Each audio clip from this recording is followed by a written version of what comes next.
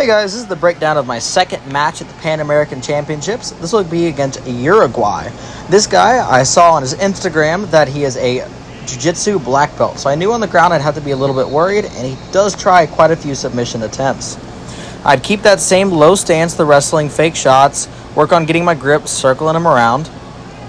Right there, he goes for like a Yoko Tomonagi into a armbar, but I even go for a straight knee bar. I get pretty deep into it, but I'm a little high on the leg. So he ends up defending, and we end up standing up. It was a good attempt, and I don't go for a lot of leg locks, but I was pretty happy with the attempt there. Definitely shows him that I'm willing to engage with him on the ground, despite the fact that he, I believe, is a Jiu-Jitsu black belt. So just moving him around, keeping to the same game plan as before. Staying in a judo stance, see, same thing. He goes for like a Yoko Tomonagi into a straight arm bar. Not really much of a threat there. I push my hips into his leg and make sure that I keep my arms at my side. We stand up, kind of go for a crappy drop sail right there. And right now he turns into an arm bar. He's going to try to roll me over, which he is like halfway successful in. But I get to my knees and I start crushing into him right here. Start pressuring in, stacking, and then as soon as I feel any little grip, break in the grip, and I yank out. So every time someone adjusts, there's always a small bit of like space that they create that you can yank out of the armbar right there. Unless someone is very, very good and they don't do that, but it's very rare that you can't do that at some point in the armbar. He goes to his knees. Not really a great attack. Same thing again. He's going for the Yoko Shio with the armbar. But this time I pass his guard, get to the pin, and he does a really good job trying to get his legs up, and I float across and get to another pin. Here I have one arm, and I'm just holding him down with, similar to a Keisagatami, but just one arm. A lot of jiu-jitsu places call that like a judo pin, and there, I get the 4 points. It was 20 seconds, and he tries to immediately go for another armbar. You can obviously tell that this guy is really trying to go for submissions, but I'm doing a really good job defending them, and even went for my own at the beginning.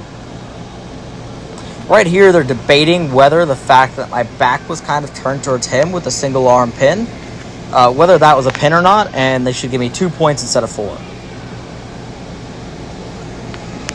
They're also debating on whether he should get a penalty or not. And at the end of their debate, I still get the 4 points, and he will get a penalty, I believe. Right now, I'm just talking to my coach about the game plan. He's telling me just keep up what you're doing. He said, don't worry too much about going for the knee bars. He said, just keep to your game plan, do your judo, and win the match. Don't worry about going for submissions yourself. Even though if I have the shot, I'm going to go for it. But I'm not going to be seeking them out all the time. We get started. Try to do the exact same thing. Just move, keep my hands in front of me. See, his shot was so far away, there was no chance he could have even gotten anything there. Here, I hit an Uchimata as he tries circles on my back. Look at the score. I've already gotten a pin, and in Sambo, you cannot get two pins. So I don't try to go for the pin again because I've already gotten those points. I just kind of stall out, wait to be stood up. 6 points up. At 8 points, they end the match. It's an 8-point majority wins. So I'm feeling pretty good here. He circles out of bounds, which leads to him getting a penalty in just a second. Trying to go for the same thing, a Yoko Tomonagi or Tomonagi to an armbar. But right here, he ends up getting the penalty because he's circled out of bounds.